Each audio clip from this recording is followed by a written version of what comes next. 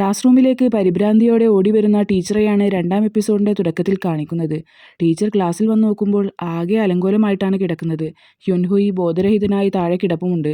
തൊട്ടടുത്തായി ഒരു bag കത്തിക്കൊണ്ടിരിക്കുകയാണ്. Teacher വേഗം തന്നെ എക്സ്റ്റിങ്ക്വിഷർ എടുത്ത് തീയണക്കാൻ ശ്രമിക്കുകയാണ്. എന്നിട്ട് കുട്ടികളെ നോക്കി നിങ്ങൾ എന്താണ് ഈ കാട്ടിക്കൂട്ടുന്നത് എന്ന് ദേഷ്യത്തോടെ ചോദിക്കുമ്പോഴാണ് ഇൻസ്പെക്ടറും പ്രിൻസിപ്പാളും ക്ലാസ്സിലേക്ക് കടന്നു വരുന്നത്.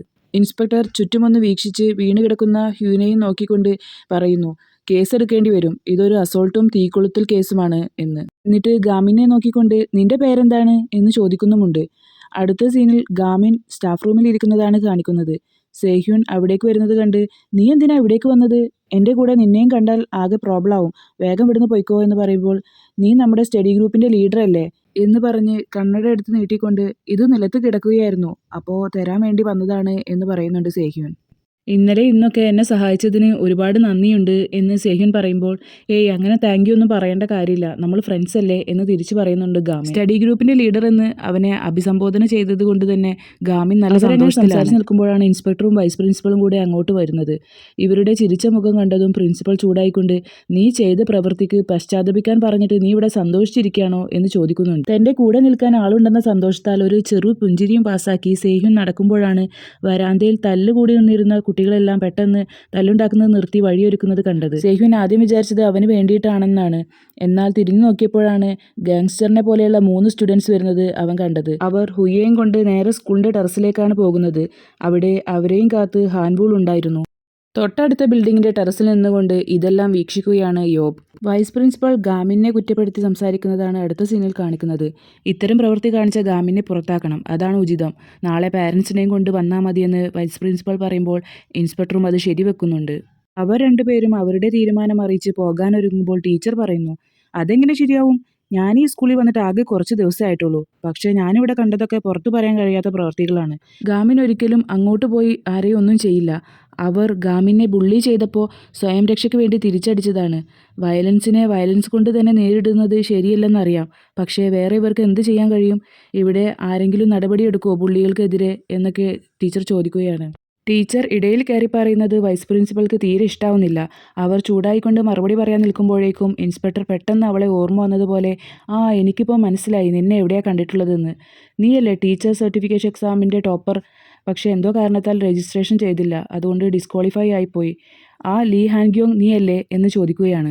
വൈസ് പ്രിൻസിപ്പൽ അത്ഭുതത്തോടെ ടോപ്പറോ ഇവളോ എന്ന മട്ടിൽ നോക്കിക്കൊണ്ട് നീ ടോപ്പറായിട്ടെന്താ കാര്യം, നിനക്ക് ഈ കുട്ടികളെ നേരാക്കിയെടുക്കാനും പഠിപ്പിക്കാനും കഴിയുമെന്നാണോ പറയുന്നത്, അതിനുവേണ്ടി നിനക്ക് എന്ത് ചെയ്യാൻ കഴിയും എന്ന് ചോദിക്കുമ്പോൾ ആ എനിക്ക് കഴിയും, നല്ല വിശ്വാസമുണ്ട്, അതിനുവേണ്ടി സ്റ്റഡി ഗ്രൂപ്പ് ഉണ്ടാക്കും എന്ന് മറുപടി പറയുകയാണ് ടീച്ചർ.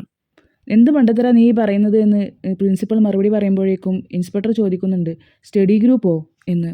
ആ അതെ, സ്റ്റഡി ഗ്രൂപ്പ് തന്നെ, ഇത് ഈ സ്റ്റുഡൻറ്റിൻ്റെ ഐഡിയ ആണ് എന്ന് ഗാമിനെ ചൂണ്ടി ടീച്ചർ മറുപടി പറയുമ്പോൾ ആ ഐഡിയ ഇൻസ്പെക്ടർക്കും ഇഷ്ടമാവുന്നുണ്ട്. ഗാമിൻ്റെ ഡെയിലി റൂട്ടീനാണ് അടുത്ത സീനിൽ കാണിക്കുന്നത്. രാവിലെ 5 മണിക്ക് എഴുന്നേറ്റ് പ്ലേ ഗ്രൗണ്ടിൽ പോയി എക്സസൈസൊക്കെ ചെയ്ത് തിരിച്ച് പതിയെ വീട്ടിൽ വന്ന് അമ്മ വിളിക്കുന്നത് വരെ ഉറങ്ങിയ പോലെ കിടക്കുകയാണ്. അതിനർത്ഥം അവൻ എന്നും രാവിലെ എക്സസൈസ് ചെയ്യാൻ പോകുന്നത് അമ്മക്കും അറിയില്ല എന്നതാണ്. സേഹ്യൂൻ സ്കൂളിന്റെ ഫ്രണ്ടിൽ ഗാമിനെ വെയിറ്റ് ചെയ്ത് നിൽക്കുന്നതാണ് പിന്നീട് കാണിക്കുന്നത്. എന്നാൽ അവനെ കാത്തു നിൽക്കുകയാണെന്ന് മനസ്സിലാവാനും പാടില്ല. അതിനാൽ ഗാമിൻ വരുന്നത് കാണുമ്പോൾ ഒന്നും അറിയാത്തതുപോലെ വേഗം അവന്റെ മുന്നിലൂടെ നടന്നു പോവുകയാണ് അവൻ. ഗാമിൻ അവനെ കണ്ട് സന്തോഷത്തോടെ അടുത്തേക്ക് ഓടി വന്ന് വിഷ് ചെയ്യുമ്പോൾ ആ നമ്മളിത് ആദ്യമായിട്ടല്ലേ ഇങ്ങനെ കോയിൻസിഡൻസ് ആയി സ്കൂളിന്റെ ഫ്രണ്ടിൽ കണ്ടുമുട്ടുന്നത് എന്ന് സേഹ്യൂൻ ചോദിക്കുന്നുണ്ട്. ഗാമിൻ അവന്റെ മുഖത്തേക്ക് തൊട്ടു നോക്കി നിന്റെ മുഖത്താകെ പാടുകളുണ്ടല്ലോ, നീ ഡോക്ടറിനെ കാണിക്കുന്നതാണ് നല്ലത് എന്ന് പറയുമ്പോൾ അതിന് മാത്രം ഒന്നുമില്ല എന്ന് പറഞ്ഞ് കൈ തട്ടി മാറ്റുന്നു. നീ കുറച്ച് വിട്ടു നടക്കുക, ആരെങ്കിലും കാണുമെന്ന് സേഹ്യൂൻ പറയുമ്പോൾ അതിനെന്താ, നമ്മൾ സ്റ്റഡി ഗ്രൂപ്പിലെ മെമ്പേഴ്സ് അല്ലേ, വൈസ് പ്രിൻസിപ്പളും സമ്മതിച്ചതല്ലേ എന്ന് അവൻ തിരിച്ചും പറയുന്നുണ്ട്. ഇതേ സമയം വൈസ് പ്രിൻസിപ്പൽ ടീച്ചറിനോട് ഞാൻ നിനക്ക് 2 ആഴ്ചത്തേക്ക് സമയം തരാം, അതിനുള്ളിൽ നീ പഠിക്കാൻ താല്പര്യമുള്ള 5 കുട്ടികൾ അടങ്ങുന്ന ഒരു സ്റ്റഡി ഗ്രൂപ്പ് ഉണ്ടാക്കണം, അതിന് നിനക്ക് കഴിഞ്ഞില്ലെങ്കിൽ നിന്റെ ഇവിടുത്തെ ജോലിയും മറക്കേണ്ടി വരും എന്നൊരു ഭീഷണി സ്വരത്തിൽ പറയുമ്പോൾ വെല്ലുവിളി ഏറ്റെടുത്ത മട്ടിൽ ഞാൻ ചെയ്തിരിക്കും എന്ന് തിരിച്ചു പറയുന്നുണ്ട് ടീച്ചർ. അവിടെ നിന്നും ടീച്ചർ നേരെ വന്നത് ഗാമിൻ്റെയും സേഹ്യൂൻ്റെയും അടുത്തേക്കാണ്. വൈസ് പ്രിൻസിപ്പൽ പറഞ്ഞ കാര്യങ്ങളെല്ലാം ടീച്ചർ അവരോട് പറയുന്നുണ്ട്.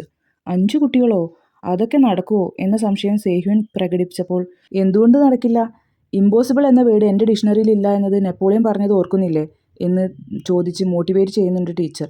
ഗാമിനും ഇത് കേട്ടപ്പോൾ ഇൻട്രസ്റ്റഡ് ആയി. എന്തായാലും 5 സ്റ്റുഡൻസിനെ നമ്മൾ കണ്ടെത്തുമെന്ന് ഉത്സാഹത്തോടെ പറയുന്നുണ്ട് അവൻ. അങ്ങനെ സ്റ്റഡി ഗ്രൂപ്പിലേക്ക് അപ്ലൈ ചെയ്യാൻ പറഞ്ഞുകൊണ്ടുള്ള ഒരു പോസ്റ്റർ നോട്ടീസ് ബോർഡിൽ വെക്കുന്നുണ്ട്. എല്ലാ കുട്ടികളും അത് നോക്കി പല പല ഗോസിപ്പുകളും പറയുന്നുണ്ട് എന്നല്ലാതെ ആരും സ്റ്റഡി ഗ്രൂപ്പിൽ ജോയിൻ ചെയ്യാൻ ആഗ്രഹിക്കുന്നില്ല. ഗാമിനും സേഹ്യൂനും സ്റ്റഡി ഗ്രൂപ്പിലേക്ക് അപ്ലൈ ചെയ്യാൻ വരുന്ന സ്റ്റുഡൻസിനെയും കാത്ത് വളരെയധികം പ്രതീക്ഷയോടെ ലൈബ്രറിയിൽ ഇരിക്കുകയാണ്. ആരും തന്നെ വരാത്തതിൽ ഗാമിൻ്റെ മുഖത്ത് തെല്ലൊരു നിരാശയുണ്ട്. ലൈബ്രറിയുടെ പുറത്ത് മറ്റു സ്റ്റുഡൻസ് എല്ലാം കാഴ്ച കാണാൻ നിൽക്കുന്നത് പോലെ നിൽക്കുന്നുണ്ട്. അപ്പോഴാണ് ഒരു പയ്യൻ അകത്തേക്ക് കടക്കാൻ ശ്രമിക്കുന്നത്. മറ്റു കുട്ടികൾ "വേണ്ട, ഡേഞ്ചറാണ് ട്ടോ, അവനെ നിനക്കറിയാഞ്ഞിട്ടാ, ഇന്നലെ ഹുയിനെ എന്താ ചെയ്തതെന്ന് നീ കണ്ടിട്ടില്ലല്ലോ" എന്നൊക്കെ ചോദിച്ച് തടഞ്ഞുകൊണ്ട് എരിവും പുളിയും ചേർത്തുള്ള സ്റ്റോറി പറഞ്ഞു കൊടുക്കുന്നുണ്ട്. ദേഷ്യം വന്ന അവൻ അവരെ തള്ളി മാറ്റി അകത്തേക്ക് കടന്നുകൊണ്ട് "ആരാണ് ഈ ഗാമിൻ" എന്ന് ചോദിക്കുമ്പോൾ സ്റ്റഡി ഗ്രൂപ്പിലേക്ക് ജോയിൻ ചെയ്യാൻ വന്നതാണെന്ന് കരുതി സന്തോഷത്തോടെ അവൻ്റെ അടുത്തേക്ക് ഓടിച്ചെന്ന് കൈ പിടിച്ചുകൊണ്ട് "നിന്നെ കണ്ടതിൽ വളരെയധികം സന്തോഷം. നീ സ്റ്റഡി ഗ്രൂപ്പിലേക്ക് ജോയിൻ ചെയ്യാൻ വന്നതല്ലേ, നിനക്കുള്ള ആപ്ലിക്കേഷൻ ഫോം ഇപ്പോൾ കൊണ്ടുവരാം" എന്ന് പറഞ്ഞ് തിരിഞ്ഞതും ആ പയ്യൻ അടിക്കാൻ ശ്രമിക്കുന്നതും ഒപ്പമായിരുന്നു. പക്ഷേ മിസ്സായിപ്പോയി. അവൻ ഗാമിനെ ആക്രമിക്കാൻ പലതവണ ശ്രമിക്കുന്നുണ്ടെങ്കിലും എല്ലാം ഫെയിലാവുകയാണ് ചെയ്യുന്നത്. ഗാമിനാവട്ടെ അവൻ തന്നെ അറ്റാക്ക് ചെയ്യാൻ ശ്രമിക്കുന്നുണ്ടെന്ന കാര്യം പോലും അറിയുന്നില്ല. ആപ്ലിക്കേഷൻ തിരയുന്ന തിരക്കിലാണവൻ. ആപ്ലിക്കേഷൻ ഫോം കീറിയ നിലയിൽ കണ്ടപ്പോൾ "സാരമില്ല, നിനക്ക് ഞാൻ പുതിയത് എടുത്തു തരാം" എന്ന് പറഞ്ഞ് ലോക്കറിൻ്റെ ഡോർ തുറന്നതും ആക്രമിക്കാനായി ചെന്ന ആ പയ്യൻ്റെ മൂക്കിനിടിച്ച് അവൻ്റെ ബോധം പോയി നിലത്ത് വീഴുന്നുണ്ട്. ഫോം കിട്ടിയ സന്തോഷത്തിൽ ഗാമിൻ തിരിഞ്ഞു നോക്കുമ്പോൾ കണ്ടത് നിലത്ത് കിടക്കുന്ന ആ പയ്യനെയാണ്. "ഇവനിതെന്ത് പറ്റി" എന്ന ഭാവമാണ് ഗാമിൻ്റെ മുഖത്ത് അപ്പോഴുണ്ടാവുന്നത്. ലൈബ്രറിയിൽ കുറേ നേരം കാത്തിരുന്നിട്ടും ആരും വരാത്തതിനാൽ ഗാമിൻ സേഹിനോട് പറയുന്നു, "ഇങ്ങനെ പോയാൽ ആരും വരില്ല, നമ്മുടെ ഈ രീതി തന്നെ മാറ്റേണ്ടി വരും. പഠിക്കാൻ താല്പര്യമുള്ളവരെ പേഴ്സണലായിട്ട് നോക്കി നോക്കി കണ്ടെത്തേണ്ടി വരും" എന്ന്. അങ്ങനെ ഗാമിൻ ഓരോരുത്തരെയും വീക്ഷിക്കുകയാണ്. പക്ഷേ ആരും തന്നെ പേടിച്ചിട്ട് ഗാമിന് മുഖം കൊടുക്കുന്നില്ല. ഗാമിനും സേഹ്യൂനും എവിടെ ചെന്നാലും അവിടെ നിന്നൊക്കെ എല്ലാവരും ഒഴിഞ്ഞു മാറി പോവുകയാണ്. ഗാമിനും സേഹ്യൂനും നിരാശരായി വരാന്തയിലൂടെ നടക്കുകയാണ്. അപ്പോഴാണ് എതിരെ യോബ് വരുന്നത് അവർ കാണുന്നത്. "അതാരാ, നിനക്കറിയോ അവനെ" എന്ന് ഗാമിൻ ചോദിക്കുമ്പോൾ "ഓ അറിയാം, അത് യോബാണ്. ചെറുപ്പത്തിൽ എൻ്റെ ക്ലാസ്സിലായിരുന്നു അവൻ. പിന്നെ അമേരിക്കയിലേക്ക് പോയി. ഇപ്പോൾ ദാ വീണ്ടും വന്നിരിക്കുകയാണ്" എന്ന് മറുപടി പറയുന്നുണ്ട് സേഹ്യൂൻ. ഇത് കേട്ടതും അത്ഭുതത്തോടെ "അമേരിക്കയിലോ? അപ്പോൾ അവന് നല്ല ഇംഗ്ലീഷ് അറിയുന്നുണ്ടാവുമല്ലോ, നമ്മുടെ സ്റ്റഡി ഗ്രൂപ്പിലേക്കുള്ള അടുത്ത മെമ്പറായി" എന്ന് പറഞ്ഞ് സന്തോഷത്തോടെ അവൻ്റെ അടുത്തേക്ക് ഓടിച്ചെന്ന് "നീ അമേരിക്കയിലൊക്കെ പഠിച്ചു വന്നതാണല്ലേ, അപ്പോൾ നിനക്ക് നല്ലോണം ഇംഗ്ലീഷൊക്കെ അറിയണ്ടാവുമല്ലോ, നീ ഞങ്ങളുടെ സ്റ്റഡി ഗ്രൂപ്പിൽ ജോയിൻ ചെയ്യുന്നോ" എന്ന് ചോദിക്കുമ്പോൾ "നീ വലിയ സന്തോഷത്തിലാണല്ലോ, നീ കാരണം നിൻ്റെ ചുറ്റുള്ള സ്റ്റുഡൻസൊക്കെ ഹേർട്ട് ആവുന്നത് നിനക്ക് കാണുന്നില്ലേ, അത് നിനക്ക് മനസ്സിലാവുന്നില്ലേ" എന്നൊക്കെ ദേഷ്യത്തോടെ ചോദിച്ച് യോബ് അവിടെ നിന്ന് പോവുകയാണ്. എന്നാൽ കാര്യം എന്താണെന്നറിയാതെ പകച്ചു നിൽക്കുകയാണ് ഗാമിൻ. ക്ലാസ് കഴിഞ്ഞ് കുട്ടികളെല്ലാം പോയി കഴിഞ്ഞപ്പോൾ 2 ദിവസമായി ആബ്സെൻ്റ് ആയിട്ടുള്ള ഹുയിയുടെ ചെയറിലേക്ക് നോക്കുന്ന ടീച്ചറെയാണ് അടുത്ത സീനിൽ കാണിക്കുന്നത്. സ്റ്റാഫ് റൂമിൽ ചെന്ന് അവൻ്റെ നമ്പറിലേക്ക് ഒരുപാട് തവണ വിളിച്ചു നോക്കുന്നുണ്ടെങ്കിലും ഫോൺ എടുക്കുന്നില്ല. ടീച്ചർ അവൻ്റെ അഡ്രസ്സ് നോക്കിയെടുത്ത് വീട്ടിൽ ചെന്ന് വാതിൽ മുട്ടുന്നുണ്ടെങ്കിലും ആരും തന്നെ റെസ്പോണ്ട് ചെയ്യുന്നില്ല. ടീച്ചറിൻ്റെ മുഖത്ത് ചെറിയൊരു വേവലാതി കാണാം. പതിവ് പോലെ പിറ്റേ ദിവസവും സേഹ്യൂനും ഗാമിനും ആപ്ലിക്കേഷൻ വരുന്നതും കാത്ത് ലൈബ്രറിയിൽ ഇരിക്കുന്നതാണ് കാണിക്കുന്നത്. "അല്ല, ഈ സ്റ്റഡി ഗ്രൂപ്പ് ഉണ്ടാക്കണമെന്ന് എന്താ അത്ര നിർബന്ധം? ഓൺലൈൻ ക്ലാസ്സുകളും യൂട്യൂബ് ക്ലാസ്സുകളും കിട്ടില്ലേ? അല്ലെങ്കിൽ ഒരുപാട് ട്യൂഷൻ സെൻ്ററുകളുണ്ടല്ലോ, അവിടെ ചേർന്നാൽ പോരെ" എന്ന് സേഹ്യൂൻ ചോദിക്കുമ്പോൾ "ഞാനിനി പയറ്റാത്ത പണികളില്ല, ചേരാത്ത ഇൻസ്റ്റിറ്റ്യൂട്ടില്ല" എന്ന് മറുപടി പറയുന്നുണ്ട് ഗാമിൻ. "നിന്റെ ഫിസിക് വെച്ച് നിനക്ക് സ്പോർട്സ് വല്ലതും ട്രൈ ചെയ്തൂടെ? ദൈവം തന്ന ഒരു കഴിവാണല്ലോ അതും" എന്ന് സേഹ്യൂൻ പറയുമ്പോൾ "എനിക്ക് പഠിച്ച് നല്ല നിലയിലാവാനാണ് ആഗ്രഹം" എന്ന് അവൻ തിരിച്ചു പറയുന്നുണ്ട്. ആരോ ലൈബ്രറിയുടെ വാതിൽ തുറക്കുന്ന ശബ്ദം കേട്ട് ഗാമിൻ സന്തോഷത്തോടെ എഴുന്നേറ്റ് തിരിഞ്ഞു നോക്കുമ്പോൾ അത് ടീച്ചറായിരുന്നു.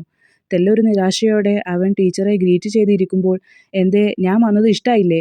ഇങ്ങനെ മൂഡൗട്ട് ആവാതെ നമുക്കെല്ലാവർക്കും ഒന്ന് പുറത്ത് പോയിട്ടൊന്ന് ഉഷാറായിട്ട് വരാം" എന്ന് പറയുകയാണ് ടീച്ചർ.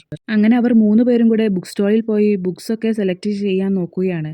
ടീച്ചർ ഏത് ബുക്ക് എടുത്ത് കാണിച്ചാലും "അതെല്ലാം എൻ്റെ അടുത്തുണ്ട്" എന്നാണ് ഗാമിൻ പറയുന്നത്. അവൻ അവിടെ നിന്ന് പലതരത്തിലുള്ള കുറേ പേനകളൊക്കെ വാങ്ങിക്കുന്നുണ്ട്. അവിടെ നിന്ന് നേരെ അവർ പോയത് ഫുഡ് കഴിക്കാനാണ്. അതൊക്കെ കഴിച്ച് ഒരു ഐസ്ക്രീമും വാങ്ങി കഴിച്ച് സംസാരിച്ചിരിക്കുന്നതിനിടയിൽ ടീച്ചർ ചോദിച്ചു, "നീ എന്തിനാ ഇത്രയധികം പേനകൾ വാങ്ങിച്ചത്?" എന്ന്. അത് ഓരോരോ ടൈപ്പിലുള്ള പേനകളാണ്.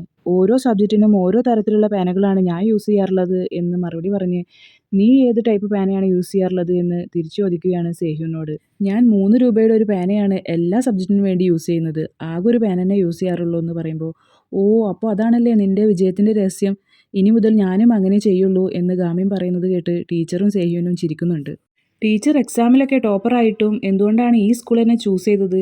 വേറെ വല്ല നല്ല സ്കൂളും ജോയിൻ ചെയ്യായിരുന്നില്ലേ എന്ന് സേഹ്യൂൻ ചോദിക്കുമ്പോൾ എന്തോ മറച്ചു വെക്കുന്നത് പോലെ ഒരുപാട് കാര്യങ്ങൾ ആ സമയത്ത് എൻ്റെ ജീവിതത്തിലുണ്ടായി. അതിൻ്റെ ഇടയിൽ രജിസ്റ്റർ ചെയ്യാൻ മറന്നുപോയി എന്ന് പറഞ്ഞുകൊണ്ട് "അതൊക്കെ അവിടെ നിൽക്കട്ടെ, നമ്മുടെ സ്റ്റഡി ഗ്രൂപ്പിൻ്റെ കാര്യത്തിൽ ഒരു തീരുമാനം ഉണ്ടാക്കണം. അത് ഗീവ് അപ്പ് ചെയ്യരുത്" എന്ന് പറയുകയാണ് ടീച്ചർ. തിരിച്ചു പോകും വഴി കവർ തുറന്നു നോക്കിയപ്പോഴാണ് ഗാമിൻ്റെ ബുക്ക് തൻ്റെ കവറിലുണ്ടെന്ന കാര്യം ടീച്ചർ അറിയുന്നത്. ഇതേ സമയം ഗാമിൻ കയ്യിലുള്ള കവറിൽ ബുക്ക് തിരയുമ്പോഴാണ് അറിയാതെ ടീച്ചറുടെ കവറിൽ പെട്ടുപോയ കാര്യം ഗാമിനും അറിയുന്നത്. "നീ എന്തിനാ ഇങ്ങനെ വെപ്രാളപ്പെടുന്നത്? അത് നാളെ തിരിച്ചു വാങ്ങിയാൽ പോരെ" എന്ന് സേഹ്യൂൻ ചോദിക്കുമ്പോൾ അത് പറ്റില്ല എന്നവൻ മറുപടി പറയുന്നുണ്ട്. അവരെ രണ്ടുപേരെയും കാണിക്കാതെ ബുക്ക് സ്റ്റോളിൽ നിന്ന് വാങ്ങിച്ച ബുക്കായിരുന്നു അത്. ബുക്ക് തൻ്റെ കയ്യിലുണ്ടെന്ന കാര്യം പറയാൻ വേണ്ടി ഗാമിനെ വിളിക്കാൻ ശ്രമിച്ചുകൊണ്ട് വീട്ടിലെത്തി ഡോറ് തുറക്കാൻ നോക്കുമ്പോഴാണ് ആരോ ലോക്ക് തുറന്നിട്ടുണ്ടെന്ന കാര്യം ടീച്ചർ ശ്രദ്ധിക്കുന്നത്. പേടിച്ചിട്ടാണെങ്കിലും മെല്ലെ വാതിൽ തുറന്നു നോക്കിയപ്പോൾ അവിടെ ടീച്ചറെയും കാത്ത് ഹുയി നിൽക്കുന്നുണ്ടായിരുന്നു, കൂടെ കുറേ പയ്യന്മാരും. "നീ എന്താ ഇവിടെ? പോലീസിനെ വിളിച്ച് നിന്നെ ഏൽപ്പിക്കാൻ എനിക്കിപ്പോൾ താല്പര്യമില്ല. എൻ്റെ മനസ്സ് മാറുന്നതിന് മുമ്പ് പെട്ടെന്ന് തന്നെ ഇവിടുന്ന് പൊയ്ക്കോ, അതാവും നിനക്ക് നല്ലത്" എന്ന് ടീച്ചർ ധൈര്യം സംഭരിച്ച് പറയുമ്പോൾ പരിഹാസ സ്വരത്തിൽ "ഞാൻ പോവില്ല, ടീച്ചറല്ലേ പറഞ്ഞത് എന്താവശ്യമുണ്ടെങ്കിലും എപ്പോൾ വേണമെങ്കിലും ടീച്ചറെ സമീപിക്കാൻ പറ്റുമെന്ന്. ഇപ്പം എന്താ അത് വാക്ക് മാറ്റുകയാണോ? ടീച്ചർ വന്നിട്ട് ആകെ കുറച്ച് ദിവസമല്ലേ ആയിട്ടുള്ളൂ, അതിനു മുമ്പ് വലിയ വലിയ പിടിപാടുകളൊക്കെയാണല്ലോ ഉള്ളത്. ഹാൻബുളും ടീച്ചറും തമ്മിൽ എന്താ ബന്ധം? ഞാനിവിടുന്ന് വെറും കൈയോടെ പോയിട്ടുണ്ടെങ്കിൽ ഹാൻബുൾ എന്നെ ജീവിക്കാൻ സമ്മതിക്കില്ല" എന്നൊക്കെ പറയുകയാണ് അവൻ.